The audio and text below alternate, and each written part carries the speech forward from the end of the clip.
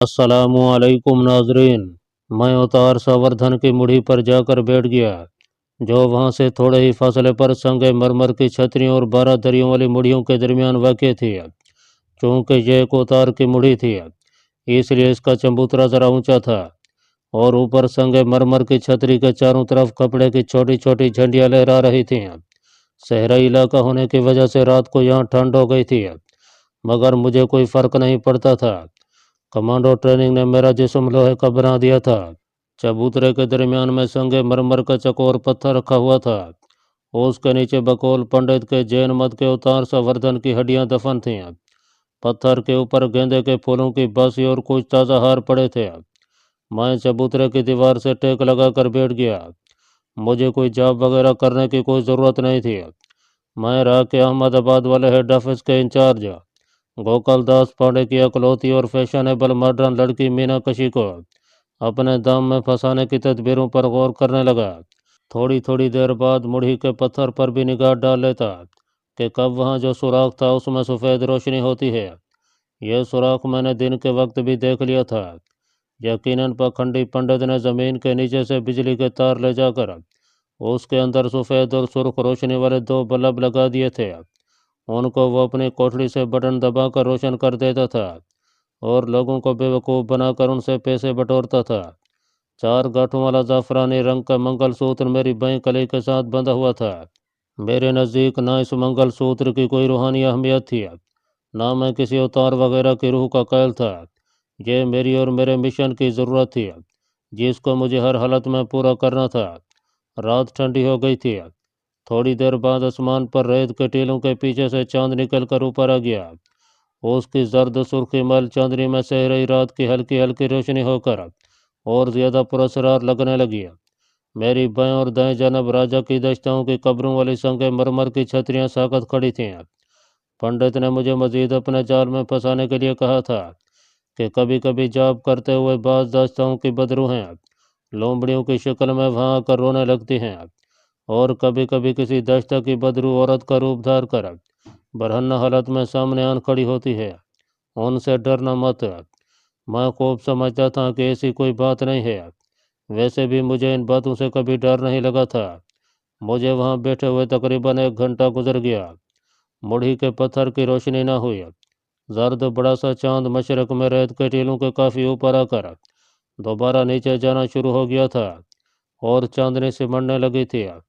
लेकिन चांद की रोशनी में मुझे आसपास की चीज़ें बराबर दिखाई दे रही थीं।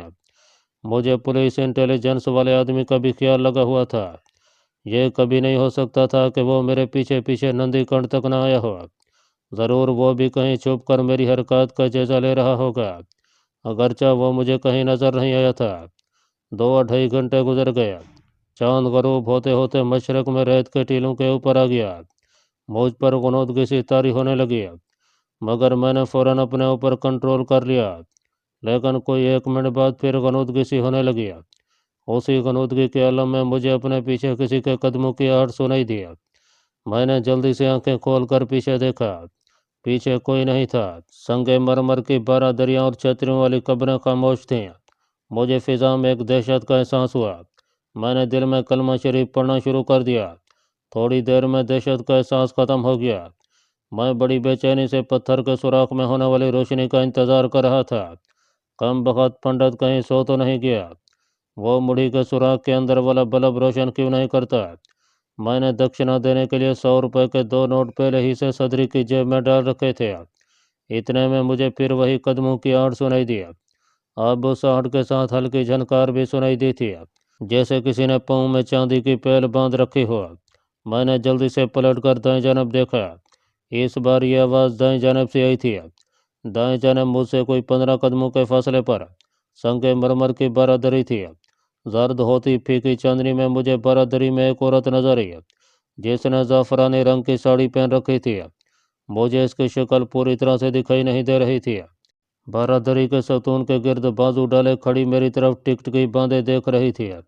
मैं समझ गया कि यह उसी पखंडी पंडित की भेजी हुई औरत है, जो इस किस्म की हरकतों से लोगों को अपनी जैली रूहानी ताकत का रौब जमा कर उन्हें अपना मुतीब बनाए रखता है।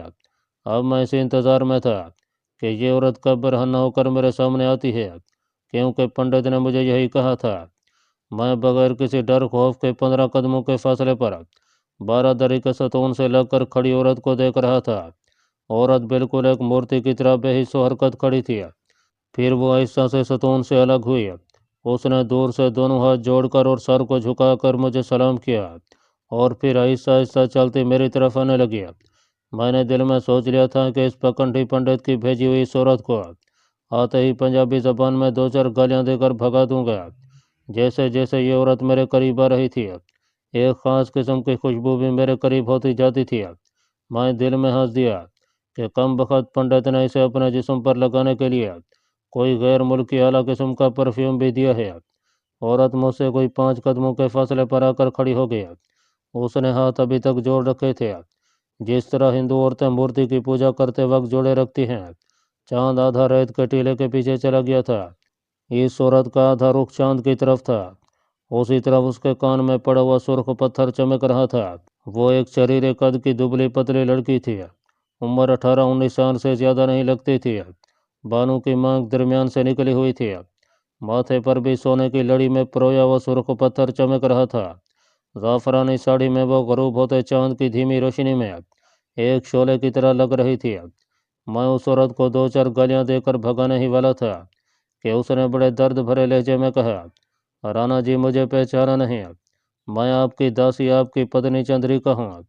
उस औरत की आवाज़ में एक अजीब सा तिलिस्म था जिससे मैं भी मुतासर बगैर हुए ना रह सका।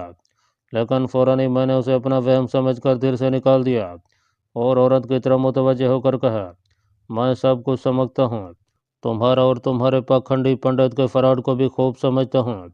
मैं वैसा आदमी नहीं हूँ जैसा तुम मुझे समझती हो, इसलिए फ़ौरन यहाँ से दफ़ा हो जाओ।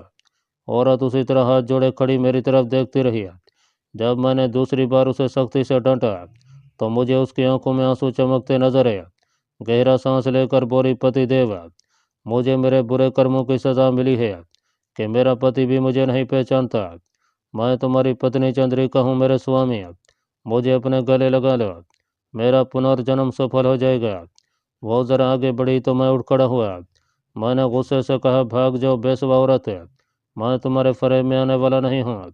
औरत वहीं रुक गई। उसने उदास निगाहों से मुझे देखा और सर झुकाकर आहिस्ता आहिस्ता कदम उठाती वापस बारादरी वाली मुड़ी की तरफ चलने लगी। उस वक्त चांद रेत के टीले के पीछे छुप गया था और सहरा में अंधेरा हो गया था।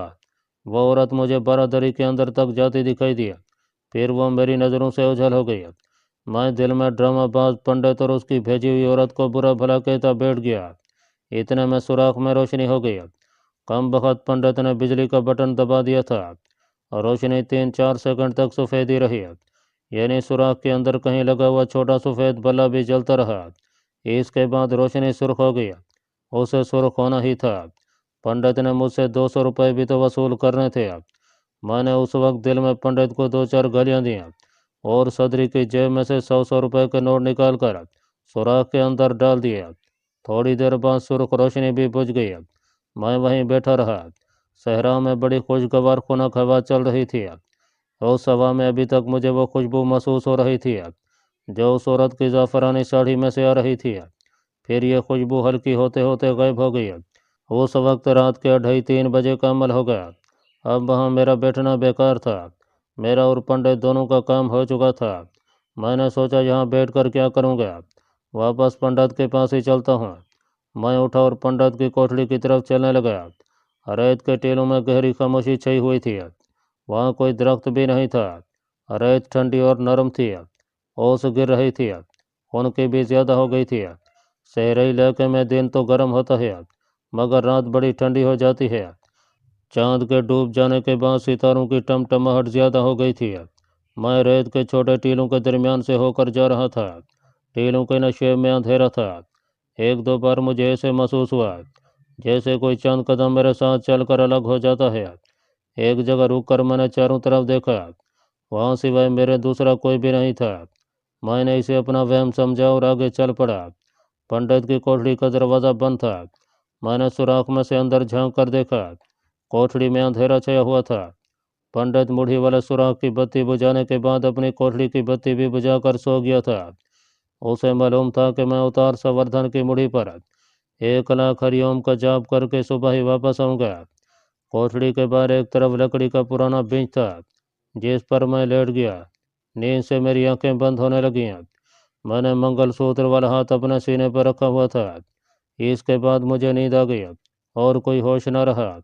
आँख उस वक्त खुली जब दिन निकल आया था और पंडित मुझे जगाते हुए कह रहा था, बालक मुड़ी से कब वापस आया, जाप पूरा कर लिया था ना। मैं आंखें मलता हुआ उठ बैठा और पंडित से कहा, जाप पूरा हो गया था गुरुदेव। क्या उतार संवर्धन की आत्मा ने तुम्हारा मंगलसूत्र स्वीकार कर लिया है? मैंने दिल ही दिल में कहा कि कैसा मकार पंडित है, इसे सब कुछ मालूम है मगर मुझे बेवकूफ़ बना रहा है। मैंने कह दिया, हाँ गुरुदेव, मेरा मंगलसूत्र संवर्धन की आत्मा ने स्वीकार कर लिया है। मैंने 200 रुपये की दक्षिणा भी सुराख में डाल दी थी।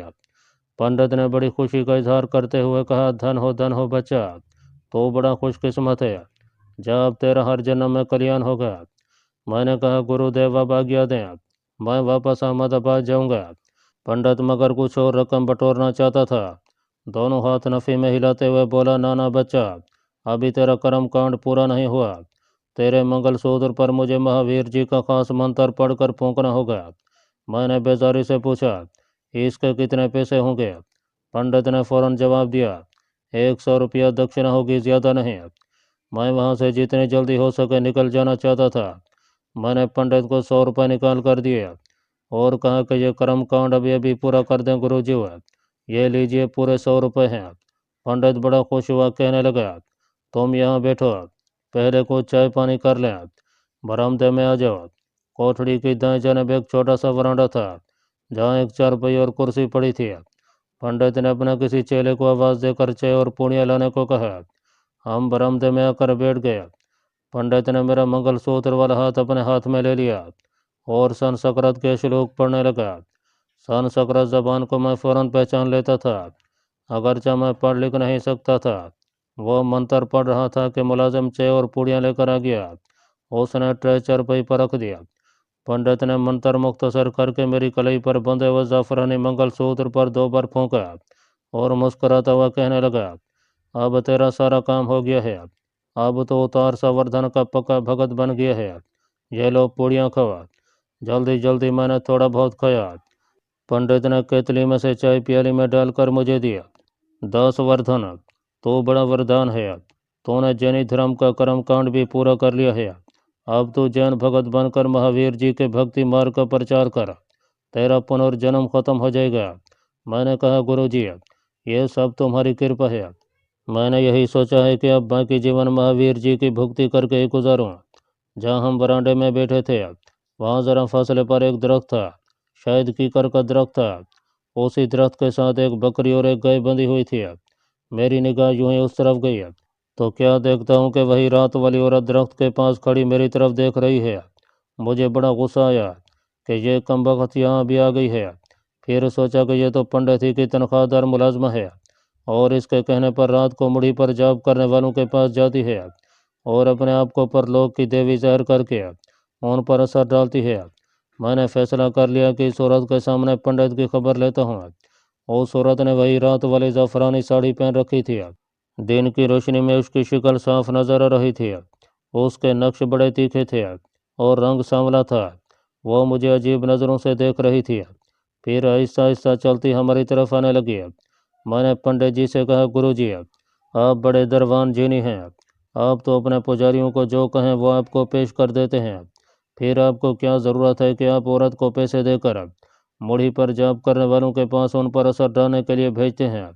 पंडित तो बड़ा हैरान होकर मुझे तकने लगा। बोला, मैंने तो ऐसा कभी नहीं किया। वो जो मैंने तुम्हें बरहन्ना औरत के बारे में खबरदार किया था, वो तो एक बदरू है। यहाँ सब कब्रें और मुड़ियाँ हैं, यहाँ रात को अक्सर बदरूहें फिरती रहती हैं। मैंने इस काम के लिए कोई औरत नहीं रखी हुई है। इसी दौरान वो ज़फ़रानी साड़ी वाली औरत है जिसने मुझे अपना नाम चंद्रिका बताया था, हमारे करीब आकर खड़ी हो गई थी और मेरी तरफ मुसलसल देखे जा रही थी। मैंने उस औरत की तरफ इशारा करते हुए ज़रा तुरश लहजे में कहा, तो फिर ये औरत रात को मेरे पास किसने भेजी थी? पंडित ने एक बार फिर जिस तरफ मैंने हाथ से इशारा किया था उस तरफ देखा। अब पंडित के चेहरे पर ऐसे तासुरात जाहिर हुए जैसे उसे मेरी दिमागी सेहत पर शक होने लगा है। उसने कहा, यहाँ तो कोई औरत नहीं है, तुम किस औरत की बात कर रहे हो? मुझे बड़ा गुस्सा आया कि ये पाखंडी पंडित दिन की रोशनी में मेरी आंखों में धूल झोंकने की कोशिश कर रहा है। एक औरत हमारे सामने खड़ी है और ये मुझे यह तस्वीर देकर बेवकूफ़ बना रहा है कि यहाँ तो कोई औरत नहीं है। ज़ाफ़रानी साड़ी वाली औरत मुझसे कोई एक कदम दूर खड़ी थी। मैं गुस्से में उठा कि इस औरत का हाथ पकड़कर पंडित को बताऊं कि मैं इस औरत की बात कर रहा हूँ। जैसे ही मैंने उस औरत की कलाई पकड़नी चाहिए, मेरा हाथ उस औरत की कलाई के आर पार हो गया। जैसे मैंने हवा को पकड़ने की कोशिश की हो, मैंने बौखलाहट में औरत के बाजू पर हाथ डाला तो उसका बाजू भी मेरे हाथ में न आया। ऐसे लग रहा था जैसे वो औरत हवा की बनी हुई है। ज़ाफ़रानी साड़ी वाली औरत मेरी तरफ देखकर मुस्कुराई और हाथ बांध कर कहा, पति देव, जब तक तुम मेरे पति होने का इकरार नहीं करोगे, मुझे इस जन्म में नहीं छू सकोगे। मैं कुछ डर जरूर गया था, लेकिन अपने होशो हवास में था। मैंने उसे कोई बदरू समझते हुए डांट कर कहा, तू जिसकी बदरू है उसी के पास वापस चली जा, मैं तेरे आशय में आने वाला नहीं हूँ। पंडित की हालत अजीब हो रही थी। वो फटी फटी आंखों से मुझे तक रहा था। बोला, बच्चा, तुझ पर ओम नाम के जाप का असर हो गया है। कोई बदरू तेरे पीछे लग गई है। यहाँ लेट जा, मैं अभी मंत्र पढ़कर बदरू को भगाता हूँ। ज़ाफ़रानी साड़ी वाली चंद्रिका ने दोनों हाथ जोड़कर मुझे प्रणाम किया और खामोशी से वापस दरख्त की तरफ चली गई। दरख्त के पीछे जाती वो मुझे ज़रूर नजर आई। इसके बाद जैसे वो गायब हो गई। पंडित ने मुझे बाजू से पकड़कर कहा, बेटा, यहाँ चारपाई पर लेट जा, मैं अभी बदरू को भगा देता हूँ। मैंने पंडित जी से कहा, इसकी अब ज़रूरत नहीं है गुरुजी, बदरू चली गई है, अब मुझे इजाज़त दें, मैं वापस जाऊँगा। मैंने पंडित जी के घुटनों को हिंदुओं की तरह छुआ और रेत के टीलों की तरफ चल दिया, जिनके पीछे नंदीकर्ण का छोटा सा गांव था। नंदीकर्ण गांव में यकों का अड्डा था। वहाँ 3-4 यक्के खड़े थे, सवारियाँ बैठी हुई थीं। मैं भी एक यक्के में बैठ गया। अब मुझे खुफिया पुलिस के आदमी का ख्याल आ गया कि कहीं वो भी मेरा पीछा करता वहाँ ना गया हो। मैंने बड़ी एहतियात के साथ गर्दन घुमाकर आसपास देखा। वहाँ तकरीबन सब देहाती औरतें और मर्द ही थे। वो खुफिया पुलिस वाला आदमी मुझे दिखाई न दिया। मैं मुतमईन होकर बैठा रहा। थोड़ी देर बाद जक्का सवारियों को लेकर बीकानेर शहर की तरफ चल पड़ा। बीकानेर वहाँ से 8 मील दूर था। ये एक कच्चा रेतीला रास्ता था जो बड़ी सड़क से निकलकर नंदीकर्ण के गांव की तरफ जाता था। जब बड़ी सड़क आई तो यक्का उसके किनारे किनारे चलने लगा। इसी सड़क पर से कभी कभी कोई ट्रक गाड़ी या फौजी जीप गुजर जाती थी। बीकानेर शहर पहुंचकर मैं अपने होटल में आ गया। यह एक दरमियाने दर्जे का होटल था जो लारी अड्डे के अकब में वाक़ था। मेरा कमरा दूसरी मंजिल पर था। छोटा सा कमरा था, गौसल खाना साथ ही था, इसलिए मुझे दुगना किराया देना पड़ा था। मैंने कमरे में आते ही गौसल किया, कपड़े पहने। होटल का मुलाजिम लड़का आ गया। उसने पूछा, भोजन किस वक्त लाऊं सर? मैंने उसे पूछा, तुम्हें मालूम है जोधपुर को गाड़ी किस वक्त जाती है? लड़का बोला, गाड़ी तो शाम को 7 बजे जाती है। आप लारी पर क्यों नहीं चले जाते? यहाँ से घंटे घंटे बाद जोधपुर को लारियाँ चलती हैं। मैंने कहा, ठीक है, तुम ऐसा करो, मेरे लिए चाय ले आओ। कमरे में कल का हिंदी अखबार पड़ा था। मैं हिंदी पढ़ लेता था। मैं पलंग पर लेटकर अखबार पढ़ने लगा। छत के साथ लगा हुआ पंखा धीमी रफ्तार से चल रहा था। कमरे की खिड़की खुली थी जिसमें से अंदर हवा आ रही थी जो आहिस्ता आहिस्ता गर्म होती जा रही थी। मैंने देखा था कि बीकानेर में दिन के वक्त तेज़ हवाएं चलती रहती थीं और उनमें रेत के ज़रे शामिल होते थे। इस वक्त भी यही गर्म हवा खिड़की में से अंदर आ रही थी। मैं अखबार रखकर खिड़की बंद करने के लिए उठा। ये खिड़की होटल की पिछली जानब खुलती थी। यहाँ से दूर दूर तक फैले हुए रेत के टीले और उनमें बने हुए मकान नजर आते थे। खिड़की से थोड़े फासले पर नीचे एक दरख्त था। मैं खिड़की बंद करने लगा तो ज़ाफ़रानी साड़ी वाली औरत चंद्रिका मुझे एक बार फिर दिखाई दिया। वो दरख्त के नीचे खड़ी मेरी तरफ देख रही थी। उसने हाथ जोड़ रखे थे और जैसे मुँह मुँह में कुछ बुड़बुड़ा रही थी।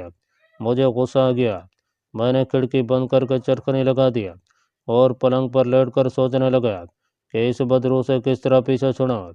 फिर ख्याल आया कि यह बस ज़रा सी मखलूक है, मेरा क्या बिगाड़ती है। मैंने उठकर खिड़की खोली, दरख्त की तरफ देखा। चंद्रिका की बदरू वहाँ पर नहीं थी। अब मेरी सारी तवज्जो अपने मिशन की तरफ थी।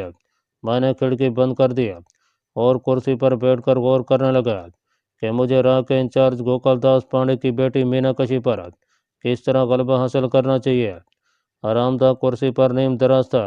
वनूदगी सी तारी हो गई और सो गया। आँख खुली तो कमरे में अंधेरा था। जल्दी से उठकर बत्ती जलाई। घड़ी देखी तो शाम के 7:30 बज रहे थे। होटल के लड़के ने कहा था कि बीकानेर से शाम के वक्त गाड़ी जोधपुर को जाती है। मैं नीचे जाने लगा तो दरवाजे पर दस्तक हुई। मैंने दरवाज़ा खोला। सामने होटल वाला लड़का चाय की प्याली लिए खड़ा था। सर, मैं पहले भी दरवाज़ा खटखटा कर चला गया था, आप शायद सो रहे थे। मैंने कहा, जोधपुर जाने वाली गाड़ी का टाइम क्या है। लड़का बोला, 7 बजे वाली गाड़ी तो चली गई होगी, अब रात को 12 बजे एक गाड़ी जाएगी। मुझे बड़ा अफसोस हुआ कि खामखा सो गया और गाड़ी छोड़ गया। मैं अब एक मिनट भी ज़ाया नहीं करना चाहता था और जितनी जल्दी हो सके वापस अहमदाबाद पहुंचकर अपने मिशन का ऑपरेशन शुरू कर देना चाहता था। मैंने चाय की प्याली ले ली और लड़के से कहा कि मैं खाना नहीं खाऊंगा। अगर सो गया तो मुझे 11 बजे रात को आकर जगा देना, दरवाज़ा खुला होगा। ठीक है सर। लड़का चला गया। मैंने दरवाज़ा बंद कर दिया और कुर्सी पर बैठकर चाय पीने लगा।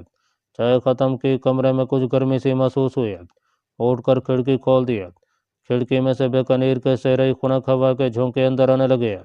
मेरे पास कोई सामान तो नहीं था, अकेली जान थी। कलाई में मंगलसूत्र बंधा था, माथे पर जैन मत का तिलक लगा था। जेब में इंडियन करेंसी के 150-200 रुपये बाकी महफूज पड़े थे। बज़ाहिर अहमदाबाद तक मेरा रास्ता साफ था, खतरे की कोई बात नहीं थी। मेरा हुलिया पूरा जैनी हिंदू जैसा था। मैं हिंदी में बात कर सकता था, किसी को ज़रा सा भी शक नहीं पड़ सकता था कि मैं मुसलमान हूँ। जोधपुर की गाड़ी छोड़ने में भी 3-4 घंटे पड़े थे। कमांडो ट्रेनिंग ने मेरे साहब को फौलाद से भी ज़्यादा सब्र आजमा और मजबूत बना दिया था। मैं बंद कमरे में बैठकर 3-4 घंटे इंतज़ार कर सकता था, लेकिन न जाने क्यों मुझे बेचैनी सी महसूस होने लगी। मेरी छठी हिस्स मुझे किसी खतरे से आगाह कर रही थी। पहले तो मैंने यही समझा कि मेरी सारी तवज्जो जल्द अज जल्द अहमदाबाद पहुंचने की है, इसलिए गैर शऊरी तौर पर मेरे साहब इज़्तिराब का इजहार करने लगे हैं। मैं पलंग से टेक लगाकर नीम दराज हो गया, आंखें बंद कर लीं। सोचा थोड़ी देर आराम कर लेता हूँ, आगे ट्रेन में अहमदाबाद तक सफ़र लंबा है, जोधपुर में गाड़ी भी बदलनी पड़ेगी। मेरा ख्याल खुफिया पुलिस के आदमी की तरफ चला गया, कहीं वो मेरा पीछा करता होटल तक न पहुंच गया हुआ। लेकिन सारा दिन वो मुझे कहीं नज़र नहीं आया था। हो सकता है मेरे बारे में उसका ये शुबा हुआ कि मैं हिंदू के भेष में मुसलमान पाकिस्तानी जासूस हूँ और उसने मेरा पीछा करना तर्क कर दिया हो, वरना वो होटल के इर्द गिर्द मंडलाता ज़रूर नज़र आ जाता। इतने में मुझे दरवाज़ा खुलने की हल्की सी आवाज़ आई। मैंने लेटे लेटे आंखें खोल दी। कमरे की बत्ती जल रही थी। उसकी रोशनी में मैंने जो मंजर देखा, उसने एक बार तो मेरे जिस्म को बर्फ़ की तरह ठंडा कर दिया। मुझे यूँ लगा जैसे मेरा खून मेरी रगों में जम गया है। दरवाजे में वही खुफिया पुलिस वाला आदमी खड़ा था, उसके हाथ में पिस्तौल था और पिस्तौल का रुख मेरी तरफ था। उसने बड़े सुकून से कहा कि तुम मुसलमान हो, पाकिस्तानी जासूस हो, ये बात साबित हो गई है, कोई हरकत ना करना। मेरा पिस्तौल भरा हुआ है और मेरा निशाना कभी खाली नहीं गया।